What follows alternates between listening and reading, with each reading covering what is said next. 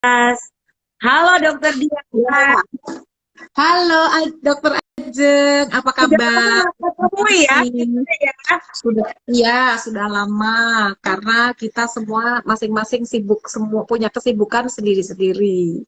Ya Ya dok ya, semoga kabar baik 2019 ya kita dok. ucapkan dulu buat mama-mama ya, minal aidin wal faizin buat yang merayakan Hari Raya Idul Fitri ya bulan ini kemarin. Selamat Hari Raya. Maaf lahir batin ya, Mams. Apabila ada kata-kata dari kami selama IG Live, webinar, atau dalam feed Instagram kurang berkenan, kami mohon maaf sebesar-besarnya. Ya, betul banget. Nah, Dokter Dian, kenapa sih kita ngangkat masalah obesitas ini? Anak gemuk itu kan kayaknya body goal banget ya buat mama-mama. Kayaknya kalau punya bayi, pengennya yang lucu, yang pipinya tembem, yang cabi-cabi. Kayaknya kalau dicubit-cubit tuh kayaknya mantep nih. Mungkin kayak kita gini kali ya dok ya, cabi-cabi. Jadi ternyata saya tuh dapet DM Dokter Dian ada suatu video yang viral, terus saya di DM-in sama beberapa mama. Dok, ini bahas nih tentang obesitas anak gemuk. Kenapa? Kenapa? Jadi ada banyak kasus ya Dokter Dian. Ada yang memang karena anak saya ini benernya gemuk nggak sih dok? Tapi ada juga mama-mama yang sebetulnya anaknya normal, cuma gara-gara ya kita istilahnya mom shaming ya. Jadi kayak ada komen-komen dari mama-mama lain, iya anaknya kekurusan tuh nggak dikasih makan atau anaknya kegemukan dikasih makan apa sih? Jadi kayak mama-mama jadi insecure gitu Dokter Dian. Jadi rasanya waduh gimana sih namanya ibu ya orang tua nggak cuma ibu, ibu sama ayah pasti pingin kan yang terbaik buat anaknya. Nah masalah berat badan ini kan isu-isu yang sensitif ya dok ya dari bayi sampai dewasa pun kadang-kadang masalah berat badan itu sesuatu gitu loh. Kalau dokter Dian sendiri gimana dok di praktek sehari-hari? Sering nggak sih nemuin anak-anak gemuk atau kalaupun nggak gemuk, mama-mama yang khawatir nih sama berat badan anaknya, kurus atau gimana gitu, Dok. Iya, benar dok. Persepsi orang Indonesia ini kebanyakan anak kurus itu dianggap tidak sehat, Dokter Ajeng.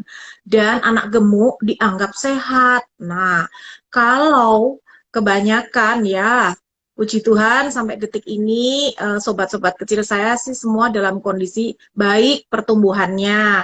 Mengapa Dokter Ajeng? Karena setiap saya menemukan bayi pertama kali dan orang tuanya mempercayakan kesehatan dan pemantauan tumbuh kembang anaknya dalam istilah parenting journey-nya, mereka memilih kita sebagai dokter anak. Kita sebagai dokter anak harus benar-benar fokus dan selalu saya sampaikan kepada para orang tua, Bapak, Ibu, mohon download aplikasi Primaku atau kita Setuju. sama-sama memantau grafik kurva KMS yang ada di buku Kemenkes merah yang ada di Puskesmas Posyandu. Ya, betul sekali Dokter Ajeng. Itu kita sama-sama pantau. Memantau anak yaitu pertumbuhan, pertumbuhan itu segala sesuatu yang bertumbuh, yaitu berat badan, panjang badan, dan lingkar kepala. Benar, baru kita sesuaikan di kurva WHO untuk usia 0 sampai 5 tahun berdasarkan kurva WHO 2006 MAMS. Nah, itu kita sebagai dokter anak biasanya akan menjelaskan di awal ya Dokter Ajeng ya. Selain itu, jangan lupa Mams, jangan bangga dengan berat badan yang bagus. Jangan bangga dengan pertumbuhan yang bagus. Tetapi sebagai seorang ibu, orang tua harus juga memantau perkembangan. Karena Dokter Ajeng, banyak saya temukan ibu-ibu bangga terfokus kepada pertumbuhan dengan berat badan, panjang badan, lingkar kepala yang ciamik bagus, tetapi mereka banyak terlena dan tidak atau mengabaikan perkembangan anak. 2 tahun belum bisa bicara, ya sudah hampir 18 bulan belum bisa berjalan. Miris kan Dokter Ajeng? Jadi Betul. itu yang harus kita sampaikan sebagai dokter anak setiap mendapati atau diberi kepercayaan para orang tua untuk bersama memantau tumbuh kembang si kecil atau dalam istilahnya parenting journey gitu. Betul sekali Dokter Dian. Jadi buat mama-mama harus kita terbuka untuk belajar. Kenapa? Karena jadi orang tua tuh nggak ada sekolahnya ya dok ya. Jadi tiba-tiba lulusan terbaik menjadi orang tua. Enggak, kita belajar ya. Makanya kita harus banyak membekali diri dengan berbagai pengetahuan, membaca buku, kayak misalnya nih gabung di IG Live, atau di webinar, ataupun kita bisa bertanya loh sama dokter anak kita. Dan tiap kali datang untuk imunisasi, jangan hanya sekedar datang suntik pulang, tapi harus dipantau tumbuh kembang anaknya.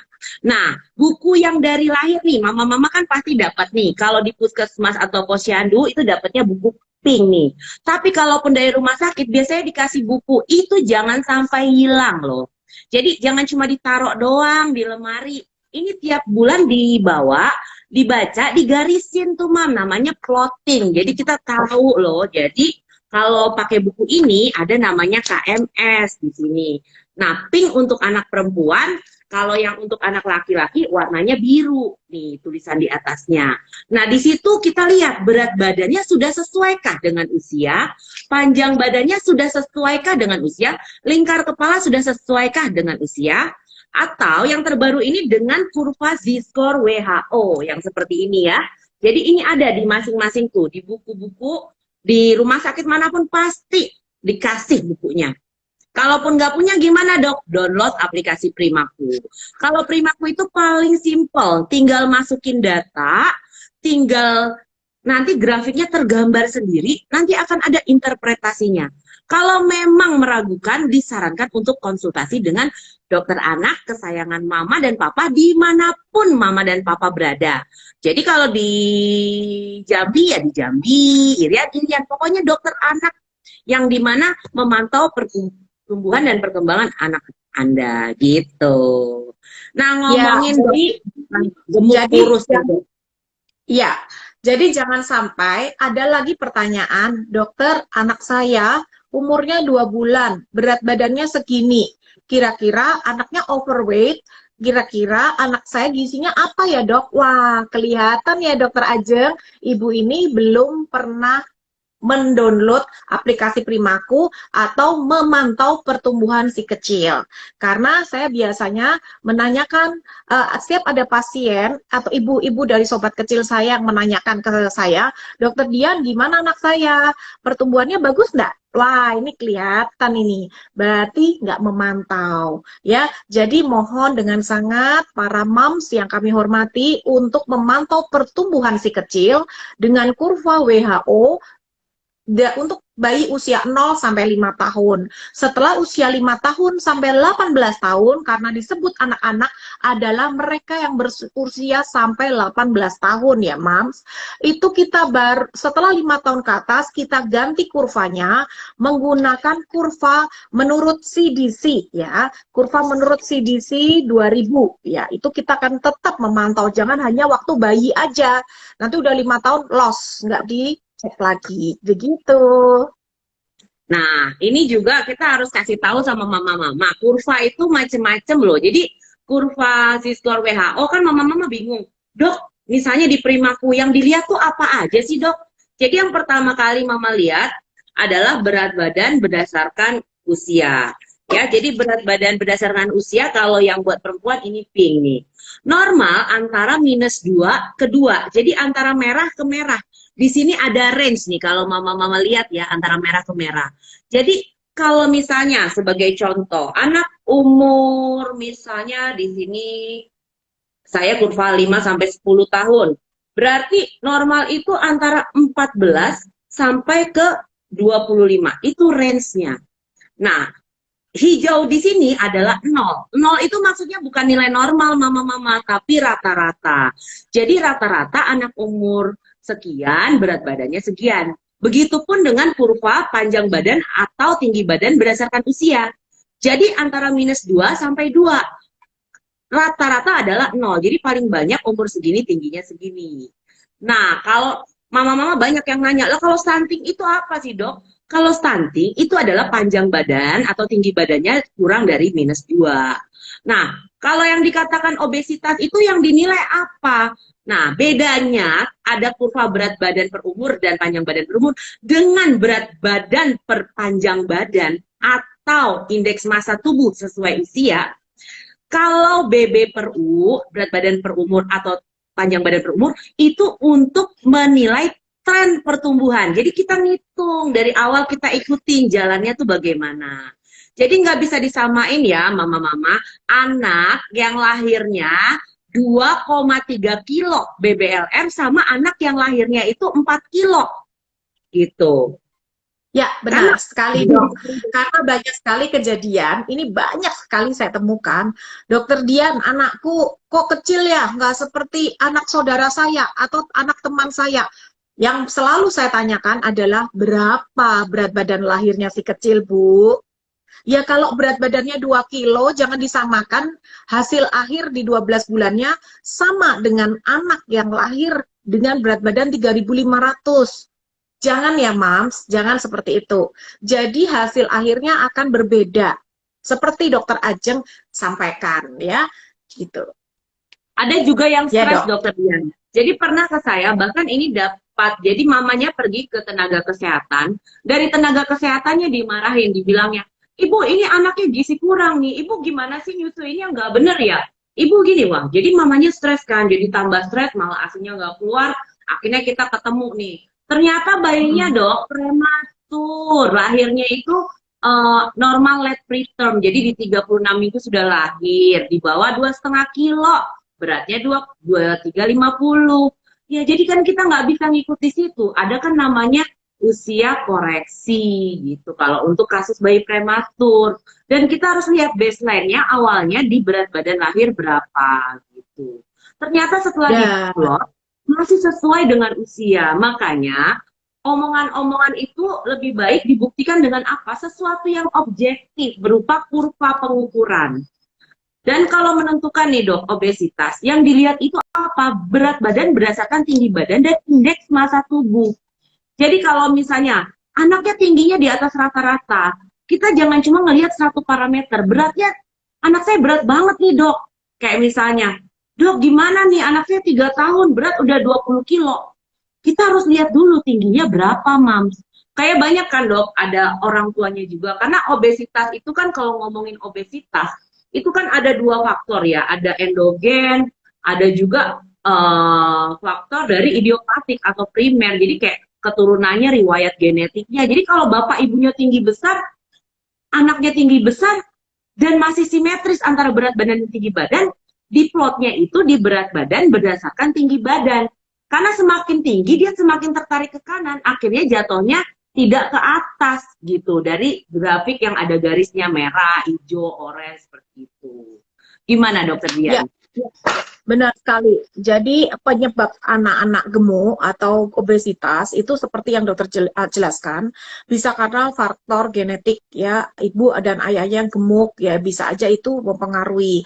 Dan biasanya kebanyakan penyebabnya adalah faktor-faktor yang primer atau obesitas karena idiopatik ya dokter Ajeng, itu lebih dari 90% kasus yang kita temui. Ini penyebabnya karena intake kebanyakan kalori yang dikonsumsi. Jadi asupan energinya lebih tinggi daripada keluaran energi yang dikeluarkan itu lebih kecil, lebih rendah. Nah, itulah yang menyebabkan obesitas idiopatik atau obesitas akibat nutrisi atau primer ya. Dan ini biasanya anak-anaknya perawakannya tinggi dokter Ajeng. Biasanya tinggi badan per usianya itu di atas persentil 50. Nah, biasanya ada juga riwayat obesitas di dalam keluarganya pada obesitas primer ini. Dan biasanya fungsi mentalnya normal dan usia tulangnya juga normal. Beda dengan penyebab obesitas akibat endogen atau obesitas sekunder yang bukan terkait akibat nutrisi. Nah, biasanya ini penyebabnya adalah kelainan hormon ya. Bisa juga kan sindroma tertentu pada anak ya. Dan ini terjadi hanya 10% kasus anak-anak. Tidak ada riwayat obesitas di dalam keluarganya dan tidak ada gangguan intelektual atau retardasi mental yang dialami oleh anak ini. Dan biasanya usia tulangnya itu lebih terlambat, Dok, dibandingkan anak yang obesitas idiopatik. Nah, maka dari itu, bila kita menemukan kasus obesitas atau gemuk pada anak, dok, anak saya ini gemuknya normal atau enggak? Nah, disarankan selain kita memantau dengan kurva WHO yang seperti dokter Ajeng sudah jelaskan lengkap, atau kita harus melihat perawakan ibunya, bapaknya, genetiknya bagaimana. Itu harus disesuaikan. Jadi, konsultasi dengan dokter spesialis anak yang Anda percayai itu penting sekali. Ya, penting sekali. Maka dari itu, setiap imunisasi per bulan, jangan lupa untuk betul-betul ngeplot dan kalau tiba-tiba anaknya hanya gemuk aja, nah itu bisa aja loh, hati-hati. Jangan-jangan akibat gangguan hormon. Iya, dokter Ajeng ya. Ya, betul sekali, Dokter Dian. Makanya sebetulnya di kurva WHO kita jangan cuma lihat kurvanya doang gitu. Kita lihat ada namanya keterangan kurva. Nih saya deketin ya. Ini kebalik ya. Kalau di situ kebacanya kebalik nggak, Dokter Dian? Kebalik dok. Kebalik dok. Iya ya. Jadi kalau begini. Jadi gini, yang dinilai untuk menilai obesitas itu dibilang kalau weight for length atau BMI for age lebih dari 3. Jadi berat badan berdasarkan panjang badan atau tinggi badan di atas 3 itu dibilang obesitas atau BMI-nya di atas 3. Di BMI itu indeks massa tubuh. Overweight kalau di atas 2. Baik BMI maupun BB per TB ya atau PB. Jadi berat berdasarkan panjang. Tapi kalau di sini ada note nih, ada catatan nih. Kadang-kadang makanya menginterpretasikannya kalau memang kita masih ragu, lebih baik konsultasikan ke dokter spesialis anak, ya. Itu dilihat kalau dibilang kalau misalnya hanya berat badan saja berdasarkan umur yang di atas 3, itu lebih baik harus di-assessment lagi faktor-faktor lainnya, ya. Mungkin mempunyai masalah pertumbuhan, tapi dikatakan cuma mungkin, ya. Jadi dilihat faktor-faktor yang lain. Makanya nggak bisa kita asal dibilang cuma gara-gara berat badannya lebih, oh anak ini obesitas. Enggak. Kita lihat juga tinggi badannya. Kalau memang anaknya tinggi besar, anaknya aktif, semua perkembangannya baik, dan setelah diplot berat badan per tinggi badannya ternyata tidak melebihi 3, berarti anak itu tidak obesitas. Yes. Jadi, sekali lagi, jangan cuma pakai satu kurva ya, Mah. Karena kalau pakai satu kurva nanti kita stres. Kayak ada pasien saya kemarin, Dokter Dian. Jadi anaknya harusnya berat badannya naiknya 600 gram, tapi naik cuma 500 gram.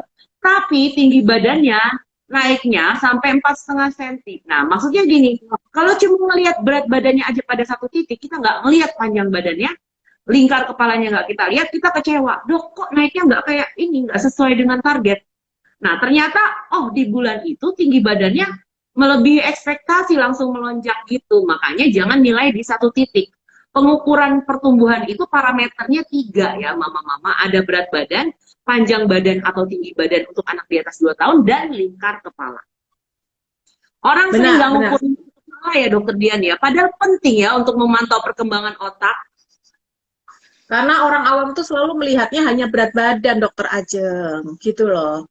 Jadi dan mirisnya yang saya temukan, banyak sekali pelayanan kesehatan di luaran sana itu tidak mengukur lingkar kepala, tidak mengukur boro-boro tinggi badan, masih mending berat badan. Ini ada juga yang anak datang vaksin tapi data berat badan, tinggi badan, panjang badan atau lingkar kepalanya babar belas gak ada, Dokter Ajeng.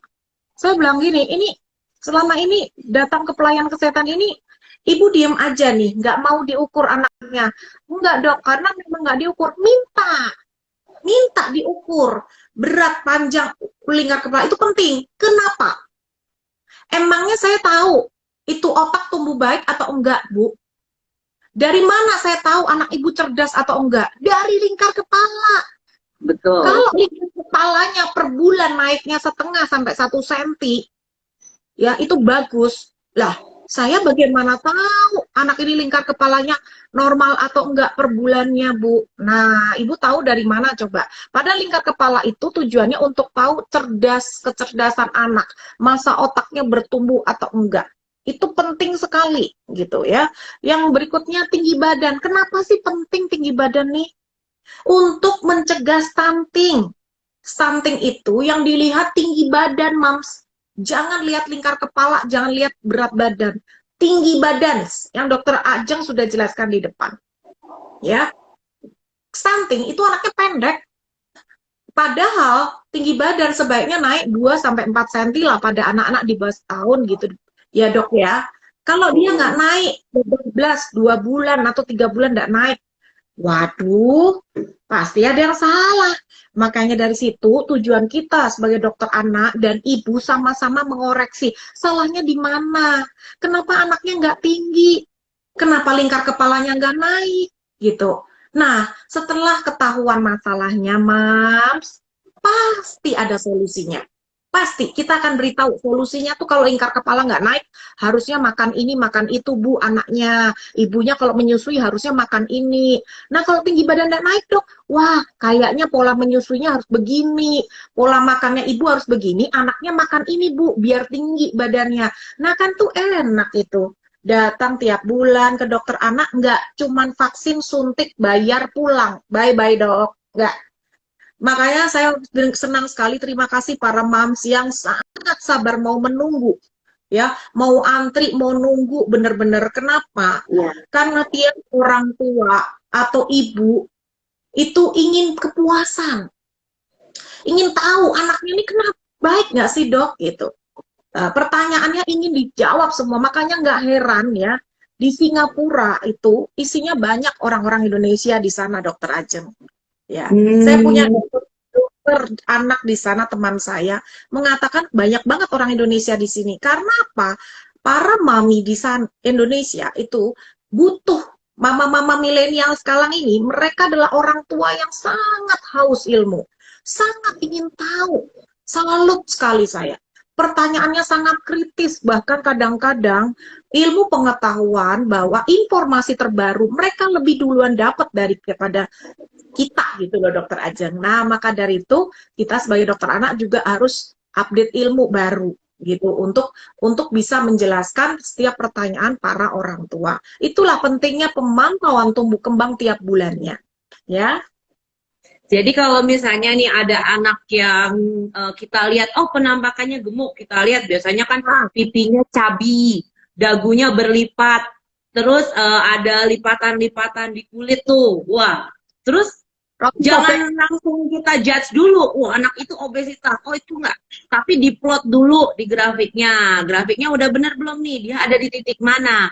Dan dilihat itu di titik itu apa dari awalnya begitu atau tiba-tiba langsung begitu. Nah, kalau tiba-tiba tanpa penyebab yang jelas di situ kita hati-hati, bisa jadi penyebabnya yang tadi dokter Dian bilang, penyebab endogen, ada sesuatu hormonal, ada sesuatu penyakit sekunder. Makanya kita harus ngikutin grafik itu tiap bulan. Ya. Kemudian, ini banyak pertanyaan nih, sambil kita mau ngebahas nih, kalau anak obesitas mesti ngapain? Nah, terus ada juga nih mama-mama yang nanya, kalau bayi ASI gemuk gimana, Dok? Perlu nggak ASINya dikurangin? Nah, ini nih banyak mama-mama galau. Kan banyak bayi ASI kan ada 2 jenis, Dokter Dian, ekstrim jenisnya. Ada yang badannya biasa aja, ya, bukan kecil sih, kayak padat-padat ya gitu deh. Tapi ada yang memang cabi, gemuk. Nah, ini mama-mama nih ada yang khawatir nih, kalau bayi ASINya gemuk mesti diapain? Gitu. Iya, ya Mams, banyak ya. Wah, saya punya juga banyak sobat-sobat kecil saya, rata-rata sih 80% puji Tuhan ASI full. dan badannya bagus ya.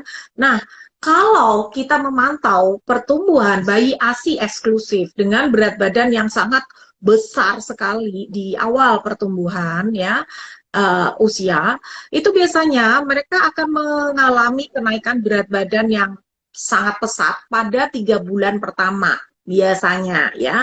Kenapa? Karena 3 bulan pertama adalah masa laju tumbuh atau growth spurt yang banyak dialami para banyak bayi-bayi ya. Nah, kalau bayi ASI full eksklusif mengalami kegemukan, itu ibu tidak perlu khawatir, tidak perlu khawatir. Mengapa? Justru ASI itu dapat mencegah terjadinya obesitas atau dampak penyakit degeneratif di kemudian hari ya. Jadi nggak usah khawatir karena biasanya usia 9 sampai 12 bulan berat badan mereka akan semakin lama semakin kecil ya. Karena apa? Setelah di atas usia 3 bulan, bayi-bayi itu sudah banyak gerak ya, sudah banyak gerak, kalori banyak yang dipakai untuk energi keaktifan mereka gitu. Jadi nggak perlu khawatir mah, tetaplah menyusui, tetap frekuensi durasinya dipantau benar ya. Tetapi kalau sudah gemuk-gemuk sekali boleh sih dikonsultasikan nanti ke dokter spesialis anak Anda. Mungkin dokter Ajeng ada tambahan. Ya, jadi kita harus tahu ya, Mams ya. Tadi dokter Dian udah bilang nih masalah growth spurt. Jadi namanya kejar tumbuh. Jadi kalau di 3 bulan awal jangan heran kalau nambahnya itu bisa sekilo, bahkan ada yang lebih 1,1, minimal 900. Karena di 0 sampai 3 bulan itu pertambahan berat badan itu 25 sampai 30 gram per hari. Nah, di 4 sampai 6 bulan itu 20 gram per hari. 7 sampai 9 bulan itu 15 gram per hari. Nah, 9 sampai 12 bulan itu 10 sampai 12 gram per hari. Nah, makanya tadi dokter Dian bilang, di atas 3 bulan, kalau masih 3 bulan kan bayi belum bisa apa-apa ya dokter Dian. Jadi kan 1 bulan baru bisa tangan kaki bergerak aktif, kepala bergerak kanan kiri. 2 bulan mengangkat kepala ketika tengkurap. Nah, 3 bulan baru mulai miring-miring. Nah, di 4 sampai 5 bulan disinilah energinya kepake banyak nih dokter Dian. Kenapa? Makanya tadi kita kan selalu bilang di awal, jangan cuma lihat pertumbuhan, lihat perkembangannya.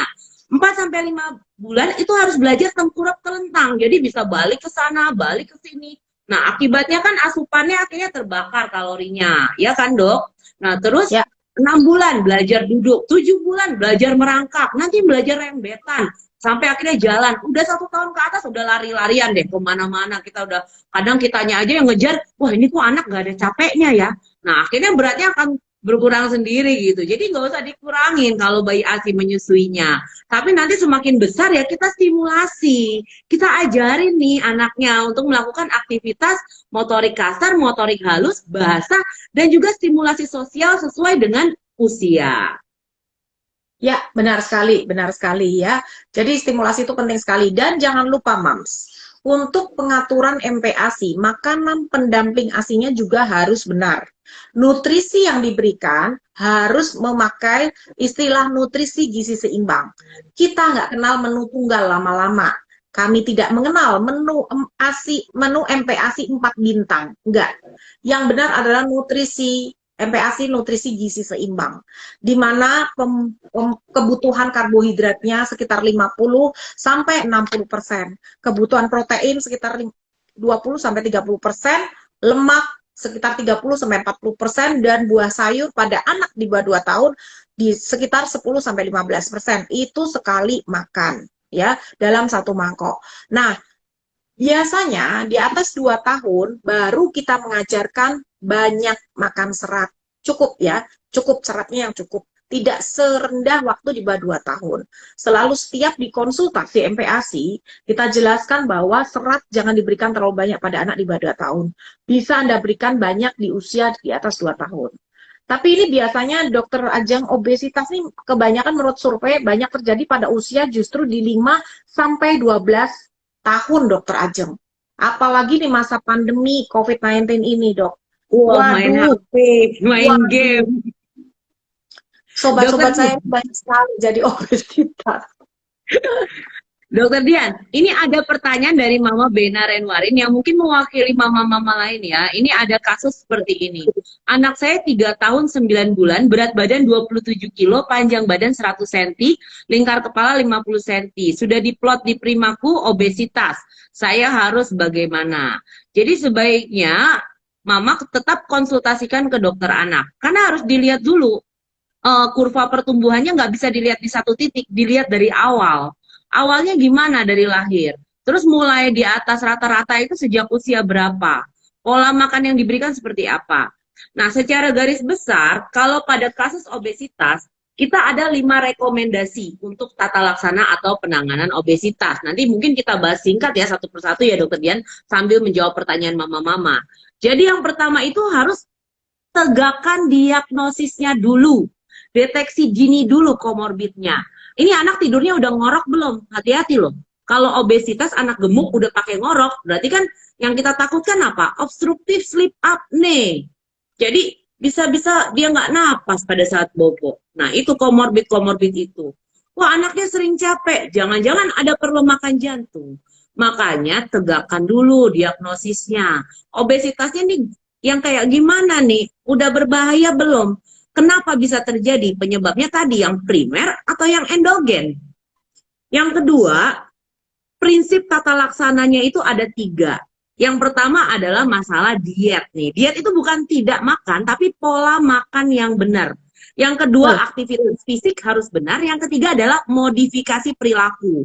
Jadi kalau misalnya anaknya kita suruh nggak boleh makan ini, tapi orang tuanya makan ini nih, atau misalnya kakak adiknya makan, ya nggak mungkin kan ya. Ada juga, lah kakak boleh, kenapa aku nggak boleh? Iri, kesian, mental, jatuh. Ya, yang ketiga itu orang tua, teman, guru harus dilibatkan. Jadi ya dilibatkannya itu, ayo yuk olahraga bareng kayak gitu. Yang keempat itu kalau memang konvensional 3 ini nggak bisa, itu baru ada terapi. Ada baik berupa obat-obatan, bahkan operasi untuk kasus tertentu, yaitu bariatrik. Nah, yang kelima adalah pencegahan. Nah, sekarang kayaknya nih mama-mama nih kebanyakan nanya masalah diet, Dokter Dian. Kita bahas satu-satu dulu ya, Dokter Dian ya. Kan deteksi dini berarti sebaiknya dulu ke dokter anak. Dilihat dulu penyebab obesitasnya apa dan apa bahayanya komorbidnya pada anak Anda.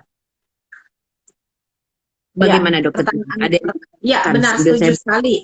Selain dia tata laksana yang tadi Dokter Ajeng katakan, memang benar kalau anak sudah terlanjur obesitas ya, biasanya kita harus ajarkan pola makan yang benar seperti Dokter Ajeng katakan, yaitu 3 kali makan utama dan snack 2 kali itu sudah cukup ya, dan kurangi hindari manis-manis, dan kalau bisa perilaku-perilaku yang buruk tuh dirubah. Contoh, tidak boleh ada televisi di kamar anak ya, karena itu akan membuat aktivitas mereka sangat-sangat berkurang. Gadget itu ada batasannya juga sesuai usia. Tidak boleh mengenalkan screen time pada anak di bawah 3 tahun, karena mereka belum waktunya mengenal gadget, televisi terlalu banyak, tidak boleh. Ya, dan yang berikutnya, jangan lupa kalau untuk menurunkan berat badan anak yang sudah terlanjur obesitas, untuk pencegahan bagaimana mengatasinya, yaitu dapat diturunkan berat badannya dengan mengurangi 500 kalori ya pada makanannya tiap harinya itu. Nah, tujuannya apa? Supaya berat badan si kecil yang sudah obesitas tuh bisa kurang sekitar setengah kilogram per minggu. Nah, itu adalah target pada anak-anak yang mengalami obesitas. Ya, Dokter Ajeng? Iya, jadi kita tadi ngomongin kan ada 5 rekomendasi itu ya. Jadi yang pertama tegakkan diagnosis, yang kedua tata laksana tadi kan ada 3 Dokter Dian ya. Kita mau bahas satu persatu nih. Contoh masalah diet. Tadi seperti Dokter Dian bilang, jadi makannya itu kita harus balikin lagi nih, feeding rule-nya udah bener belum? Tadi gizinya udah seimbang belum? 3 kali makan nggak? Jadwalnya teratur nggak? Terus lingkungan makannya yang kayak gimana? Kalau kebanyakan gadget akhirnya nggak fokus gitu. Aktivitas udah gitu prosedur makannya gimana? Jangan-jangan makannya salah nih. Atau pada saat makan lama nih, diemut nih. Nah, seperti itu. Terus kita harus ada juga namanya traffic light diet ya, Dokter Dian ya. Jadi Ya, Kayak lampu merah, kuning, hijau. Jadi diet itu bukan berarti nggak makan loh, tapi kita harus makan gizi seimbang dan memilih makanan yang dikonsumsi anak. Apa sih yang bikin gemuk? Nah, itu dibilang lampu merah. Jadi red adalah makanan tinggi kalori dan tinggi lemak. Contohnya ya minum milkshake atau makanan misalnya ayam instan yang bertepung, wah ya enak banget. Nah, itu boleh sih dimakan, tapi seminggu sekali gitu loh.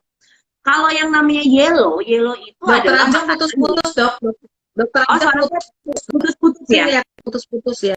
Sekarang sudah jelas suara saya. Iya, ya, udah. Yuk, Jadi next. tadi yang red itu adalah makanan yang tinggi kalori dan tinggi lemak. Itu hanya boleh satu kali Makanan, seminggu. ya. Itu yang tidak boleh dimakan atau boleh dimakan cukup 1 kali seminggu ya, dokter Ajeng ya. Iya, betul. Red, red food yang benar-benar Red food. dilarang gitu. Ya, hati-hati.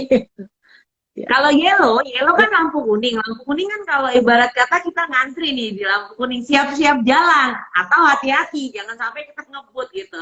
Jadi kalau yellow itu makanan yang rendah lemak, kalorinya sedang. Nah, itu boleh dimakan Ya, tapi terbatas. Jadi terbatasnya itu maksudnya ya nggak tiap hari gitu.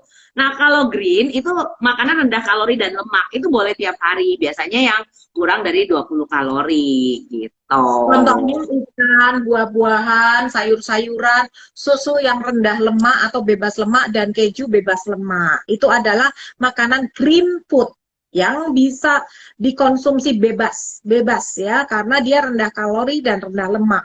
Yang hati-hati itu yang red food itu tadi, tinggi kalori, tinggi lemak ya.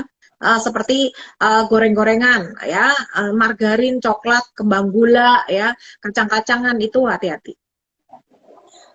Yang paling bahaya itu minuman-minuman kemasan, Dokter Dian. Karena sering yang bikin Ya, gemuk itu kadar karbohidrat tinggi. Nah, hati-hati. Jadi lebih baik kalau misalnya pernah kan ada kasus Dokter Dian ya waktu itu dari Karawang, kasus obesitas yang sampai akhirnya dioperasi bariatrik ya. ya. Jadi gasternya apa, lambungnya itu dikecilkan gitu. Jadi itu kenapa anaknya bisa gemuk? Itu ternyata dia sehari itu nggak mau minum air putih, tapi minum minuman manis kemasan itu bisa 10 sampai 12 kali dok. Berkalori tinggi. Seperti minum 2 kaleng minuman bersoda ya dok. Kebiasaannya seperti itu.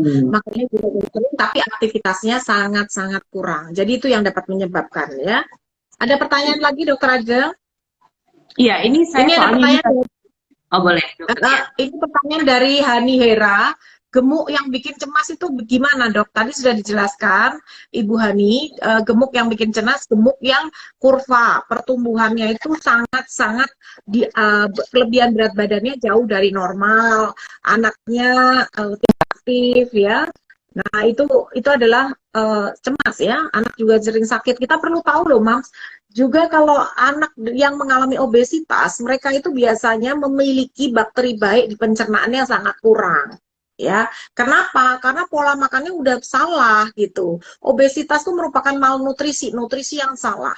Itu akan berdampak ke semua organ, baik tidak hanya jantung ya, tidak hanya gula darah yang tinggi, tapi juga dia juga mengganggu keseimbangan flora normal di pencernaan.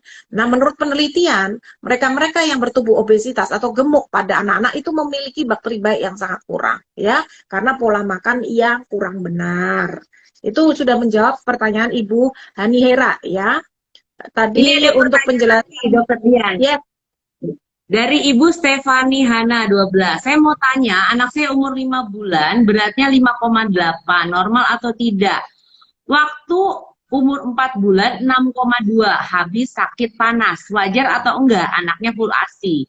Jadi kalau habis sakit, berat badan turun, itu sesuatu yang wajar. Ya, jadi maksudnya wajar tapi nggak bisa ya kita biarkan terus. Jadi kan penyebab berat badan turun, berat badan seret, nggak naik, itu ada penyebab organik sama non-organik. Penyebab organik itu kayak misalnya anaknya sakit, ada sariawan, ada anemia, ada ISK. Jadi ada sesuatu dengan badannya. Yang kedua, penyebab non-organik itu misalnya dari makanannya. Jangan-jangan nih, kan banyak sekarang juga MPASI yang udah matang dokter Dian, terus dicampur sama segala jenis minyak-minyakan yang dari baunya aja udah nggak menarik gitu. Terus dikasihnya itu aja, dicampur terus nggak pernah ganti menu. Jadi anak bisa bosan, nggak suka rasanya kayak gitu. Terus nggak ada variasi bentuk, tekstur, nggak naik tekstur sesuai usia. Nah seperti itu kalau penyebab dari makanan. Terus masalah feeding rule ya. Terus ada juga masalah tadi psikologis ya kalau anak yang sudah MPASI. Kalau anak yang masih menyusui, biasanya di usia 4 bulan ke atas itu sudah mulai ada distraksi, dokter Dian. Jadi anaknya itu kan tadi di atas 3 bulan sudah aktif tuh. Jadi anak lebih suka diajak bermain, diajak ngobrol. Jadi kalau papahnya pulang Ya, kerja, dia mulai nyusu langsung lebih suka. Wah, pengen digendong sama papa, diajak bercanda gitu. ya, sehingga menyebabkan ya ini ya, apa distraksi ya, gangguan pada menyusui. Nah, ini ada pertanyaan juga dari Ibu Sonya Serenia, Dok. Apakah kalau anak gemuk pasti tidak stunting? Jadi kan gini, tadi belum tentu anak gemuk ya tidak pasti tidak. Maksudnya gini, tadi gemuk itu tadi dokter Dian udah sebut loh. Ada gemuk yang penyebabnya idiopatik atau primer, ada juga yang endogen. Kalau yang endogen biasanya perawakannya pendek, stunting. Karena ukuran eh, umur apa tulangnya juga tidak sesuai ya dok ya. Tadi kan dibilang sama dokter Dian usia tulangnya juga terlambat. Nah itu yang karena masalah endogen. Makanya jangan diplot satu kurva doang, kurvanya harus diplot satu persatu. BB Ya, berat badan berdasarkan umur, panjang atau tinggi badan berdasarkan umur, dan berat badan berdasarkan tinggi badan, dan juga BMI-nya, body mass index atau indeks massa tubuhnya gitu. benar, begitu ya. Jadi ya tidak selalu ya, bisa aja gemuk tapi dia stunting ya. Biasanya penyebabnya bisa akibat karena faktor hormon ya atau Hmm. yang non nutrisional, tidak ada hubungannya dengan gizi. Tapi jangan-jangan ada kelainan endokrin. Nah, loh. Nah, maka dari itu kalau kita menemukan anak gemuk, apalagi itu pendek banget, nah segera konsultasikan ke dokter spesialis anak Anda ya. Jangan-jangan anak ini mengalami salah satunya kelainan endokrin. Iya, bisa juga kan diabetes. Kita kan nggak pernah tahu. Makanya kalau memang tadi kan mama ada yang nanya, kapan kita harus khawatir kalau anak kita gemuk? Ya, kita harus khawatir kalau perkembangannya tidak sesuai. Kalau anak ini kenapa ya mudah sekali mengantuk? Anak ini kok tidak aktif? Kok anak ini kayak saya tanya kok kayak nggak nyambung? Nah, itu kita harus evaluasi, harus cek lab Yes, ya. Jadi maksudnya nanti dokter yang akan mengarahkan apa saja yang harus diperiksa. Jadi kita nggak benar. boleh cuma melihat Nah, satu sisi, tapi harus digali akar permasalahannya tuh di mana ya. Ada pertanyaan lagi dokter Dian dari Mama Kalisa Agustin. Dok, jika umur 3,5 tahun belum bisa makan padat nasi ditambah sop bagaimana? Jadi masih di blender, tapi secara berat sesuai grafik. Jadi umur 3,5 tahun makannya masih blender. ya, jadi ini tidak kembali lagi, Mama, ya seperti yang dijelaskan Dokter Ajeng, kita tidak boleh melihat hanya berat badannya saja yang sudah bagus. Tapi kita harus juga melihat lingkar kepala dan tinggi badannya. Yakin baik gitu. Jadi pastikan baik berat badan, tinggi badan dan lingkar kepalanya. Jangan hanya melihat berat badannya normal ya, sesuai usia, tidak. Bisa jadi ada loh beratnya bagus normal tapi dia tingginya kecil atau tingginya tidak sesuai dengan usianya. Nah, kalau 3 tahun masih makan blenderan, itu aduh, itu benar-benar nggak benar ya. Harusnya usia di atas 12 bulan aja udah makan nasi biasa. Ini salah di mana? Ya, banyak penyebab. Salah satunya mungkin pola asuh ya. Pada saat pemberian MPASI di awal, kenaikan teksturnya tidak mengikuti usia. Karena anaknya pas mau naik tekstur yang kasar, anaknya kan pasti biasanya adaptasinya dia agak muntah gitu ya. Muntahnya bukan karena mual, nggak nyaman, gangguan cerna, bukan mams, tapi karena makanan yang kasar itu menggelitik atap-atap langitnya, sehingga dia seperti seakan muntah. Nah itu banyak mams, banyak orang tua yang menganggap, aduh dokter Dian, anakku nggak bisa makan kasar, dia tiap naik tekstur muntah, tiap naik tekstur muntah gitu. Nah itu bukan begitu, itu ada caranya bagaimana supaya si kecil bisa melalui masa kritis makan padat itu dengan baik. Ya, itu sebaiknya dikonsulkan ke dokter spesialis anak Anda ya. Kenapa aku sampai 3 tahun begitu? Apakah ada gangguan oromotor? Apakah ada Hmm. gangguan di mulut-mulutnya? Ya, akan dicek semuanya. Bagaimana pola makan? Apa jangan-jangan makanannya selama ini kurang menarik atau kurang rasa gitu. Jadi multifaktor penyebabnya sebaiknya dikonsultasikan lebih lanjut kepada dokter spesialis anak Anda. Ya, setuju sekali dengan Dokter Dian ya, mama-mama. Jadi pada saat awal pemberian MPASI ada namanya perkembangan oromotor. Jadi kemampuan anak untuk mengecap, mengunyah, menelan makanan. Dan itu masa kritis oromotor adalah dari bulan ke-6 sampai bulan ke-9. Nah, di situ dikatakan naik tekstur secara bertahap. Nah, tapi kalau ada kendala tadi, Dokter Dian bilang, oh muntah. Hati-hati, kenapa muntahnya kenapa? Karena refleks muntah masih di 2/3 bagian lidah. Jadi dia Ya, masuk sini dikit atau cara nyuapinnya salah ya pasti merangsang muntah. Nah itu juga teknik pemberian harus kita perhatikan. Nah kalau sudah 3 tahun, apalagi 3 tahun setengah belum bisa makan padat masih blender, pertanyaannya adalah begini, itu makanannya aja apa jangan-jangan kalau cemilan dia bisa? Karena ada pasien saya juga begini dok, dia nggak mau makan dok makanannya, dia maunya bubur terus. Terus saya tanya lagi ke mamanya, mau nggak makan kerupuk? Dok, kalau makan kerupuk mau dok, makan snack kalau makan duit mau. tapi kalau makan dia nggak mau. Nah kalau Mau. itu kan problemnya bukan di problem oromotor, tapi problemnya adanya di makanannya. Anak umur di bawah 5 tahun itu kan lidah yang berkembang itu bagian depan dan ujung depan kanan kiri. Nah itu Ya, rasa asin dan manis yang kita kenal dengan rasa umami atau umami. gurih. Jadi Yes. kita evaluasi dulu masakannya kita tuh gimana. Terus dia suka yang crispy-crispy, yang bentuknya unik. Jangan dikasihnya ya begitu-begitu terus. Tapi kalau memang ternyata ada problem oromotor, evaluasi dulu, Mam. Problem oromotornya di mana? Nanti latihan oromotor, dimasas di area pipi, dimasas bagian dalam pipi Ya, bagian dalam, bagian lidah, gusi. Lalu yang kedua bisa belajar pakai sedotan, sedotan yang lurus atau sedotan yang melingkar untuk menghisap. Bisa nggak dia? Bisa latihan tiup, beliin periwitan, beliin terompet, beliin ituan ulang tahun yang pakai kertas yang bisa begitu. Bisa nggak dia niup?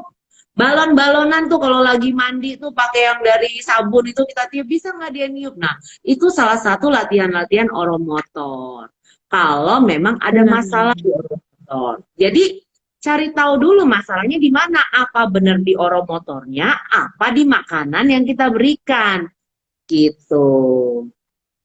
Kadang-kadang dokter Ajeng, saya menemukan banyak orang tua yang menyamakan anak yang sedang bertumbuh ya dengan orang dewasa. Contoh, anak di bawah 2 tahun, aduh jangan dikasih gula banyak-banyak, jangan dikasih garam makannya, jangan pakai gula, jangan dikasih santan, jangan dikasih minyak-minyak, nanti kolesterol loh anaknya kamu, gitu. Apalagi para mami ini yang hidup bersama para mertua atau ibunya yang orang lama ya, pasti begitu. Waduh dok, ini gimana dok?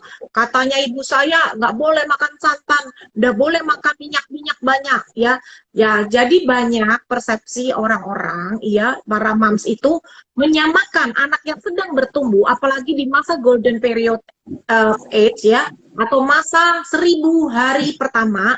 2 tahun pertama itu disamakan makanannya dengan orang dewasa. Nah, ini yang selalu saya aduh, nggak bisa seperti ini gitu. Karena apa? Makanannya mereka itu justru sangat berbeda sekali dengan orang dewasa. Nggak boleh disamakan karena otaknya masih butuh kolesterol, otaknya masih butuh lemak.